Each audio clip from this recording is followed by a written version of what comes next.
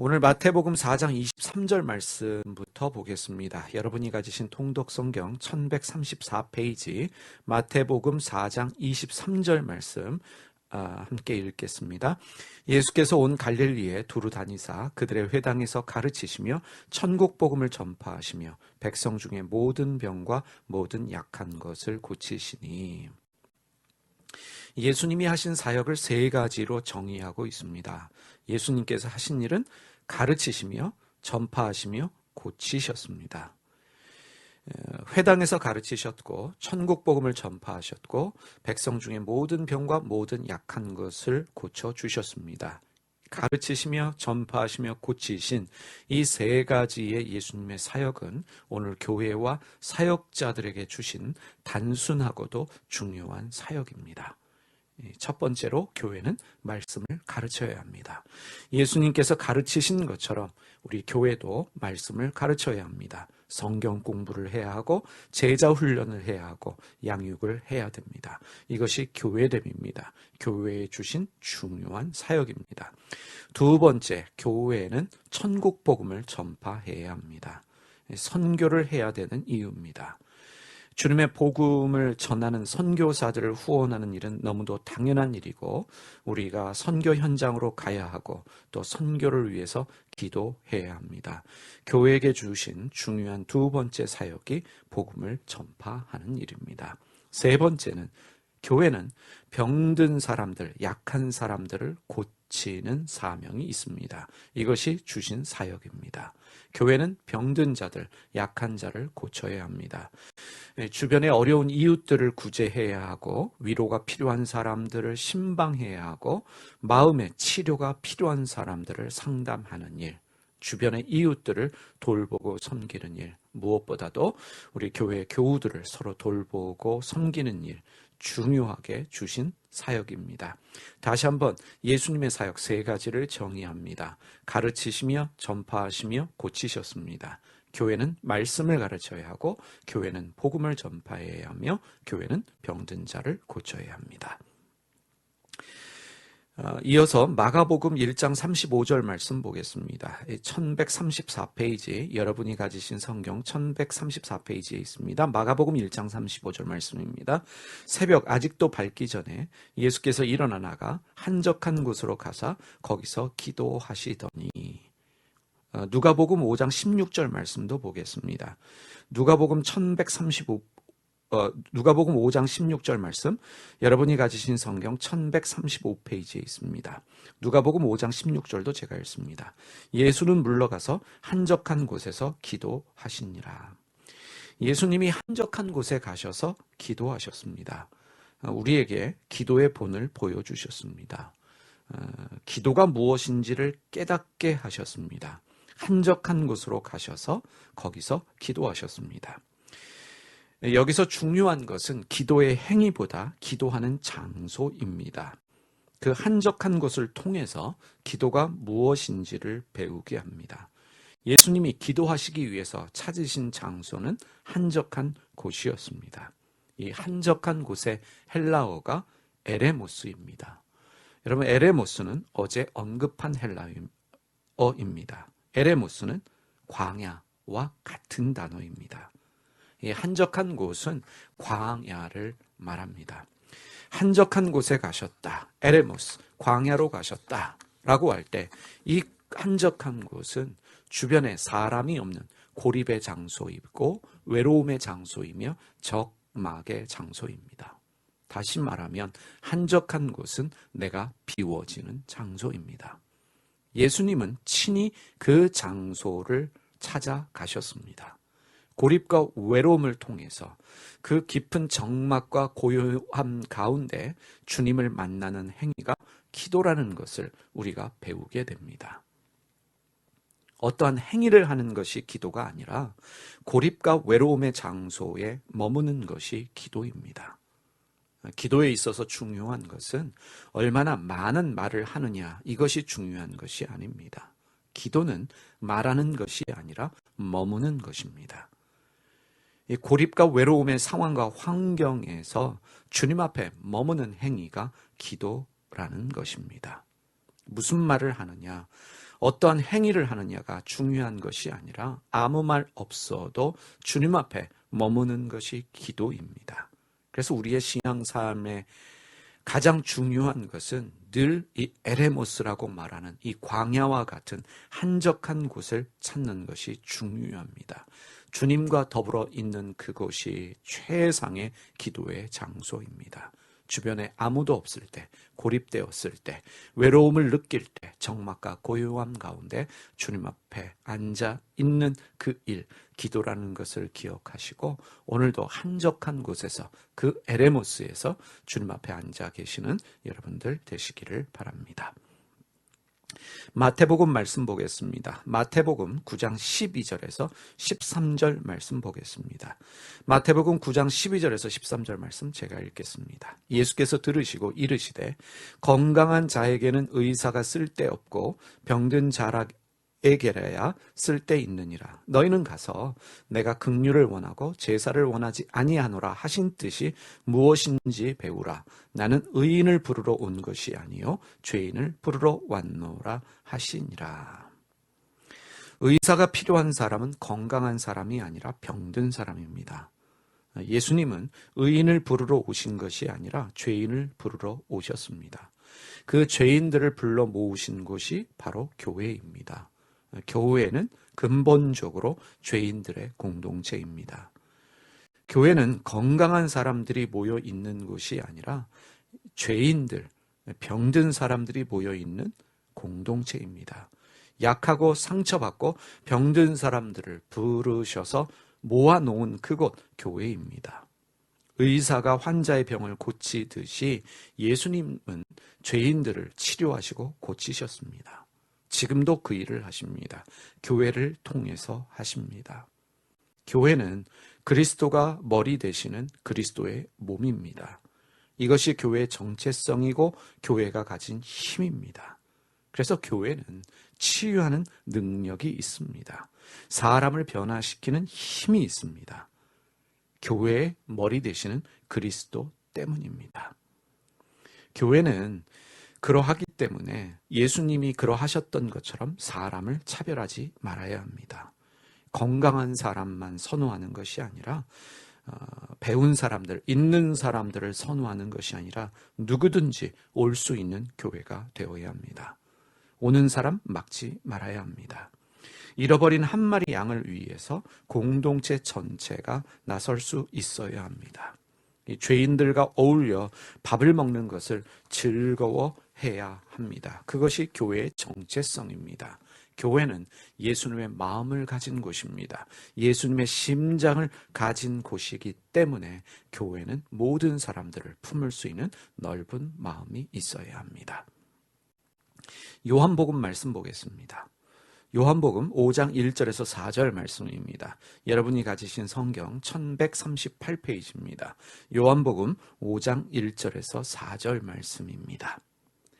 그 후에 유대인의 명절이 되어 예수께서 예루살렘에 올라가시니라. 예루살렘에 있는 양문 곁에 히브리 말로 베데스다라 한 못이 있는데 거기 행각 5이 있고 그 안에 많은 병자, 맹인, 다리 저는 사람, 혈기 마른 사람들이 누워 물의 움직임을 기다리니 이는 천사가 가끔 못에 내려와 물을 움직이게 하는데 움직인 후에 먼저 들어가는 자는 어떤 병에 걸렸든지 낫게 됨이러라. 예루살렘 성에 있는 양문, 느헤미야가 성벽 건축을 재건을 하면서 제일 먼저 건축한 문이 바로 양문입니다. 하나님께 드려지는 제물로 쓰여지는 가축들이 드나드는 문이지요. 24시간 열려져 있고 성전세를 내지 못하는 사람들, 특별히 가난한 사람들이 이용하던 문입니다. 그 양문 근처에 은혜, 친절의 집이라는 뜻을 가진 베데스다 연못이 있었습니다. 그 연못에는 전설이 있었어요. 가끔 천사가 내려와 물을 움직이는데 그때 제일 먼저 들어가는 사람이 병이 치유된다라는 전설이 있었습니다. 오늘로 얘기하면 미신과 같은 이야기죠. 사람들에게서 전해지는 이야기, 미신과 같은 이야기입니다. 그 미신에 사로잡혀서 그곳에 자리 잡고 있던 이 병든 사람들이 수백 명이었습니다. 수많은 사람들이 거기에 자리 잡고 앉았습니다.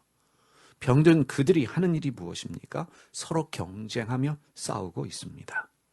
선착순 1등으로 그 연못에 들어가야만 치유를 받는다라고 믿고 있었기 때문에 물이 움직일 때마다 그들은 싸우면서 물의 1등으로 들어가기 위해 경쟁하고 다투고 있습니다. 오늘날 우리가 살아가는 사회와 다르지 않습니다. 오늘 우리는 병들어 있습니다. 싸우고 있습니다. 경쟁의 원리, 선착순의 원리로 이기기 위해, 더 가지기 위해 경쟁하며 싸우고 있습니다. 미신에 사로잡혀서, 잘못된 소문에 사로잡혀서 1등하기 위해서 싸우고 다투고 있습니다.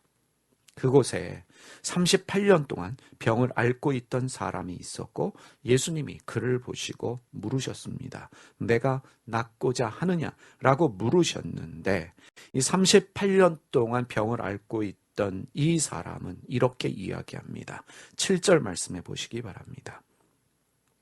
병자가 대답하되 주여 물이 움직일 때 나를 못에 넣어주는 사람이 없어 내가 가는 동안에 다른 사람이 먼저 내려가나이다. 동문서답하고 있습니다. 네가 낫고자 하느냐라고 하는데 이 병자는 물이 움직일 때 나를 도와주는 사람이 없어서 다른 사람이 물에 먼저 내려갑니다. 선착순 1등을 할 수 없는 그 경쟁에서 이길 수 없는 자기의 처지를 비관합니다. 1등이 불가능함에도 불구하고 그 물에 들어갈 수 없는 자신의 처지를 인식하고 있음에도 불구하고 그는 여전히 베데스다 연못 근처에 자리 깔고 누워 있습니다. 예수님은 그에게 말씀하십니다. 8절과 9절 말씀을 보시기 바랍니다. 예수님이 이렇게 말씀하십니다. 예수께서 이르시되 일어나 내 자리를 들고 걸어가라 하시니 그 사람이 곧 나아서 자리를 들고 걸어가니라. 이날은 안식일이니. 38년 동안이나 병들었던 사람은 자기가 병들어 누워 있을 수밖에 없는 이유를 이렇게 말했어요. 물이 움직일 때 나를 도와주는 사람이 없기 때문에 나는 여전히 병들어 있다. 이것이 38년 병든 자의 고백입니다. 예수님이 그에게 자리를 들고 걸어가라 라고 말씀하셨습니다. 아주 단순하지 않습니까? 내 자리를 들고 걸어가라. 그리고 그는 치유를 받았습니다. 선착순 1등을 위해 경쟁하는 그 자리에서 일어나 걸어가는 것이, 그 자리를 떠나는 것이 치유이며 변화입니다. 예수님의 도전은 이것이었습니다. 그 경쟁의 자리에서, 선착순 1등 하기 위해 치고받고 싸우는 그 자리에서, 서로 병들어 있음에도 불구하고 싸우고 있는 그 자리에서 일어나라, 떠나라. 그것이 치유이고 변화임을 우리에게도 말씀하십니다.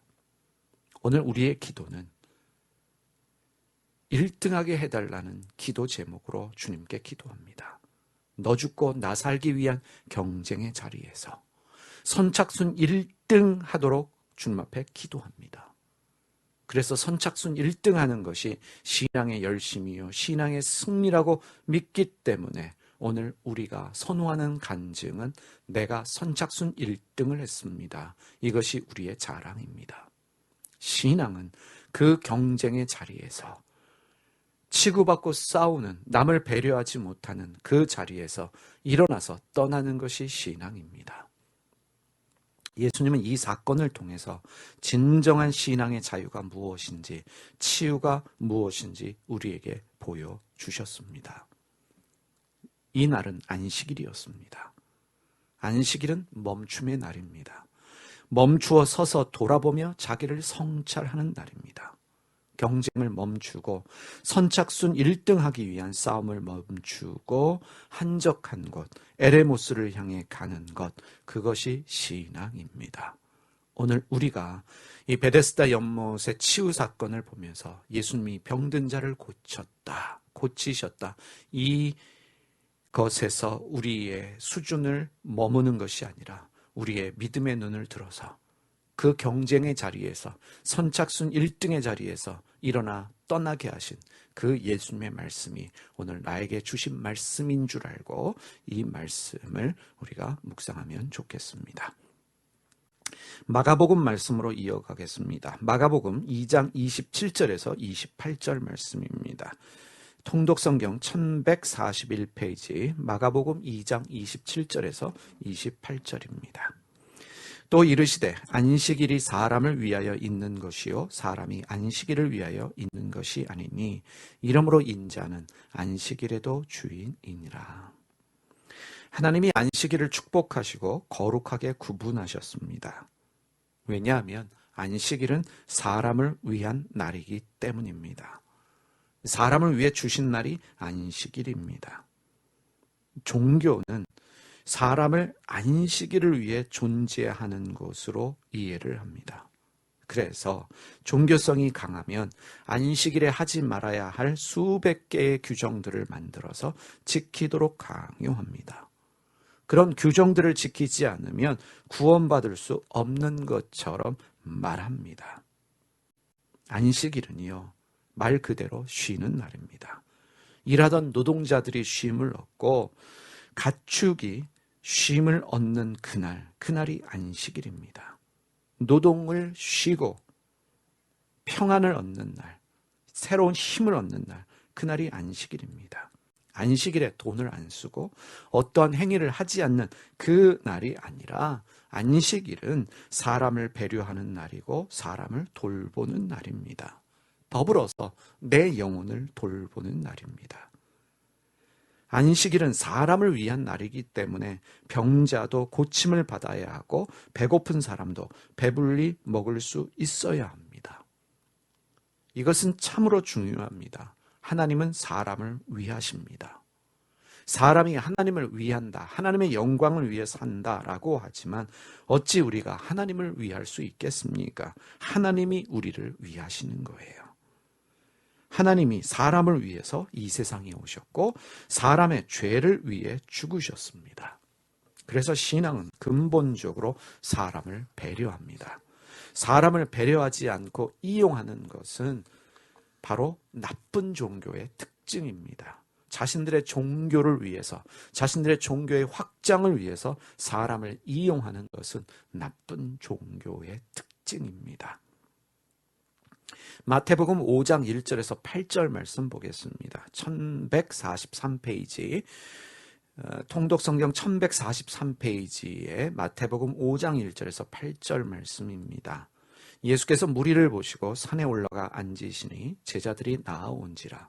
입을 열어 가르쳐 이르시되 심령이 가난한 자는 복이 있나니 천국이 그들의 것이며 애통하는 자는 복이 있나니 그들이 위로를 받을 것이며 온유한 자는 복이 있나니 그들이 땅을 기업으로 받을 것이요 의에 줄이고 목마른 자는 복이 있나니 그들이 배부를 것이요 긍휼히 여기는 자는 복이 있나니 그들이 긍휼히 여김을 받을 것이며 마음이 청결한 자는 복이 있나니 그들이 하나님을 볼 것이요 화평하게 하는 자는 복이 있나니 그들이 하나님의 아들이라 일컬음을 받을 것이며 의를 위하여 박해를 받는 자는 복이 있나니 천국이 그들의 것임이니라. 이 마태복음 5장에서 7장 말씀은 예수님의 산상수훈입니다. 참으로 중요하고도 중요한 말씀입니다. 인도의 간디는 힌두교 교인임에도 불구하고 이 산상수훈을 종교 중에 종교다, 모든 종교 중에 다이아몬드다라는 찬사를 보냈습니다. 예수님이 이 말씀으로 설교를 시작하셨습니다. 심령이 가난한 사람, 마음이 가난한 사람이 복이 있다라고 말씀하셨습니다. 이것이 예수님의 설교의 시작입니다. 마음이 가난한 자는, 심령이 가난한 자는 복이 있나니 천국이 그들의 것이다 라고 하시면서 이제 8복을 말씀하셨는데, 우리가 이 8가지 복, 주님이 말씀하신 이 복에 대해서 다 지금 이 시간에 나눌 수는 없지만 예수님이 첫 번째로 말씀하신 이 말씀, 마음을 가난하게 만들어라, 마음을 비워내라, 라고 하신 이 말씀을 오늘 이 아침에 우리가 묵상해 보십시다. 심령이 가난한 자는, 마음이 가난한 자는 복이 있다. 천국이 그들의 것이다. 마음을 가난하게 만들라는 말씀이고 마음을 비워내라는 말씀입니다. 마음이 가난할 때, 마음이 비워질 때야 비로소 하나님의 나라를 소유할 수 있다는 말씀입니다. 단순하지요. 그러나 참으로 심오한 말씀입니다. 이어지는 말씀도 마찬가지입니다. 여러분, 이 예수님이 말씀하신 이 팔복, 심령이 가난한 자들, 애통하는 자들, 온유한 자들, 이해하려고, 해석하려고 하지 않으셨으면 좋겠습니다. 누군가의 설교를 통해서 아니면 책을 통해서 이해하는 것보다 그저 몇 번 읽으면서 되새겨보는 것이 더 좋을 수도 있습니다. 10번이든 20번이든 예수님이 말씀하신 이 팔복을 그냥 읽어보시면서 되새겨보시기를 바랍니다. 마음이 가난해야 한다고 말씀하신 마음을 비워내야 그곳에 주님의 나라가 있다는 예수님의 말씀을 기억하면서 읽고 또 읽으면서 이어지는 말씀들을 읽어가면 나도 모르게 고개를 끄덕이고 뭔가 이해되어지고 깨닫게 되어집니다. 마음이 가난한 것이 무엇인가? 마음을 비워내는 것이 무엇인가? 그래서 천국이 내 안에 임하는 것은 무엇인가? 여러분들이 주님 앞에서 묵상하기 시작하면 여러분에게도 주시는 깊은 깨달음이 있게 될 줄 믿습니다. 마태복음 5장 13절 말씀 보겠습니다. 너희는 세상의 소금이니 소금이 만일 그 맛을 잃으면 무엇으로 짜게 하리요? 후에는 아무 쓸데없이 다만 밖에 버려져 사람에게 밟힐 뿐이니라. 예수님이 너희는 세상의 소금이다 라고 말씀하셨습니다. 우리는 이 소금 부분에 가서 이런 이야기를 듣습니다. 우리가 세상의 소금이기 때문에 세상의 부패를 막는 그리스도인이 되어야 한다라고 생각을 하고 또 그런 말씀을 종종 듣습니다. 당연한 일입니다. 그리스도인으로서 세상의 부패를 막는 소금의 역할 감당해야 합니다. 그런데 예수님은 소금의 부패 방지 역할을 언급하지 않으셨습니다. 너희는 세상의 소금이기 때문에 세상이 썩지 않도록 세상의 부패를 막아라 라는 말씀을 하신 것이 아니라 소금의 역할을 음식 맛을 짜게 하는 것이다 라는 것만 말씀하셨습니다. 여러분, 신앙이란 거창한 것이 아닙니다. 소금이 음식 맛을 짜게 하는 것처럼 그리스도인의 삶이라고 하는 것은 사람 사는 맛이 나게 하는 역할입니다. 세상을 바꾸기 전에, 세상을 개혁하기 전에, 세상에 뭔가 변화를 일으키기 전에 내 주변 사람들과의 관계에서 사람과의 관계를 만나게 하는 사람, 다시 말하면 사람 냄새가 나는 그 사람이 그리스도인이다 라는 말씀입니다. 그리스도의 향기가 난다는 게 무슨 뜻이겠습니까? 사람 사는 냄새가 나는 것입니다. 사람 냄새가 나는 것이에요. 여러분, 사람 냄새라고 하는 것은 하나님이 인간을 창조하실 때 하나님의 형상대로 하나님의 형상, 성품을 주셔서 인간을 창조하셨는데 그 하나님께서 창조하신 그 하나님의 성품이 드러나는 삶, 그것이 사람의 냄새입니다. 우리는 사람과 더불어 살아갑니다. 사람 사는 세상에서 사람의 맛이 나는 사람들, 더불어 사는 세상을 맛깔나게 하는 그들이 그리스도인이다라는 것을 기억하시면서 오늘도 나를 통해서 사람의 냄새가, 사람의 맛이 나는 그러한 삶을 살게 하여 주십시오. 기도해야 될 줄 믿습니다. 자, 마태복음 5장 39절에서 42절 말씀 보겠습니다. 통독성경 1144페이지 마태복음 5장 39절에서 42절 말씀입니다. 나도 너희에게 이르노니 악한 자를 대적하지 말라. 누구든지 내 오른뺨을 치거든 왼편도 돌려대며 또 너를 고발하여 속옷을 가지고자 하는 자에게 겉옷까지도 가지게 하며 또 누구든지 너를 억지로 오리를 가게 하거든 그 사람과 심리를 동행하고 내게 구하는 자에게 주며 내게 꾸고자 하는 자에게 거절하지 말라. 누군가가 나의 오른편 뺨을 칩니다. 그러면 왼쪽도 돌려대라 라는 말씀이 참으로 감동적인 말씀이지만 실천은 어렵습니다. 그런데 여러분 생각해 보시길 바랍니다. 왼손잡이인 사람이 치면 모를까? 일반적으로 누군가가 내 뺨을 치면 왼쪽 뺨을 칩니다. 그런데 예수님의 말씀에 보면 오른쪽 뺨을 친다라고 말씀하셨습니다. 왜 이런 표현이 나왔을까?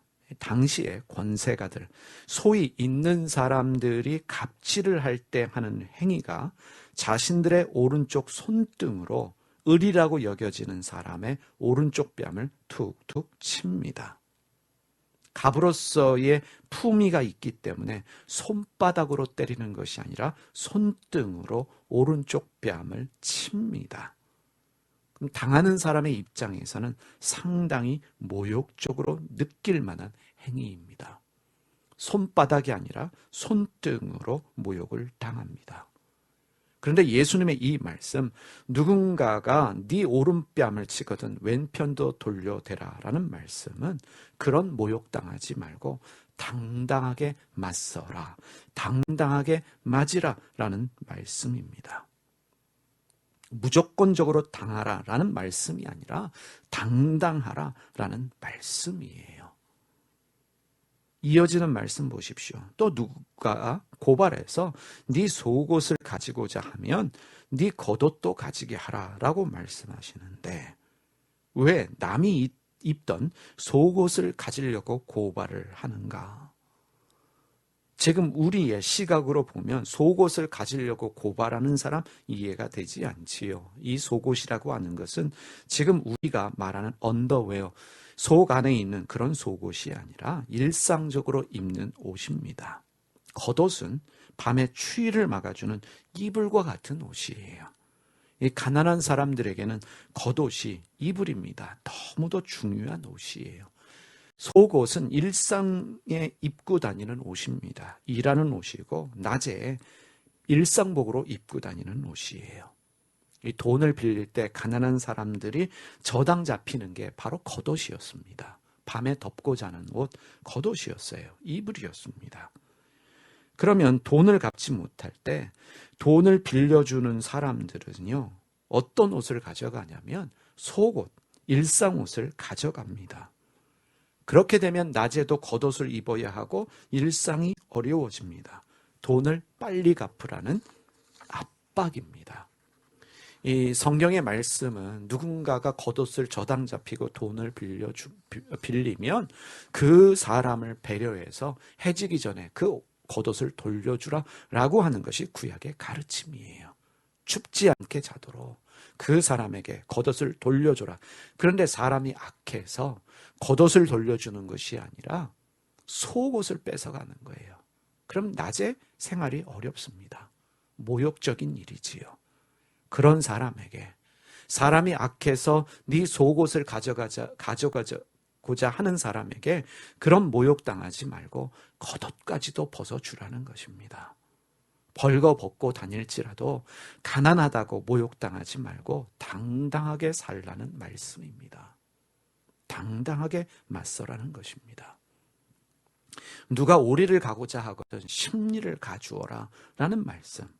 누가 오리를 가자고 요구할까? 당시의 로마 군인들이 지배국 사람들에게 짐을 맡겨 오리를 가게 하는 권리가 있었습니다. 많은 식민지를 가지고 있었던 로마는 식민지 사람들에게 어느 사람이든 붙잡고 이 짐을 가지고 가라라고 하면 오리를 가야 합니다. 그런데 중요한 것은 오리 이상을 요구하는 것은 불법입니다. 처벌 대상이에요. 나름대로의 인권 보호였습니다. 오리 이상을 요구하는 것은 불법이기 때문에 그러한 일을 요구한 로마 군인은 처벌을 받게 되어 있습니다. 오리를 갖습니다. 오리를 더 가겠다고 하면 이제 당황하는 대상은 바로 로마 군인입니다. 예수님의 말씀이 무슨 뜻일까요? 누가 오리를 가고자 하거든 심리를 가주어라, 희생해라, 대가를 지불하면서까지 네가 포기해라 라는 말씀이 아닙니다. 수치당하지 말고 당당하게 살라는 말씀입니다. 로마 군인 앞에서도 당당하게 맞서라 라는 말씀입니다. 여러분, 이어지는 말씀이 원수 사랑이에요. 어떻게 원수까지도 사랑할 수 있을까? 여러분 기억하십시오. 당당함이 있을 때 원수마저도 사랑할 수 있습니다. 진정한 겸손함이란 당당함에서 나온다는 것을 예수님 말씀을 통해서 깨닫습니다. 사랑하는 성도 여러분, 오늘도 기죽지 말고, 오늘도 여러분 연약해서 포기하고 그저 양보하는 삶이 아니라 하나님이 여러분에게 주신 그 당당함 가지고 당당하게 맞서는, 당당하게 살아가시는 여러분 모두 되시기를 주님의 이름으로 축원드립니다.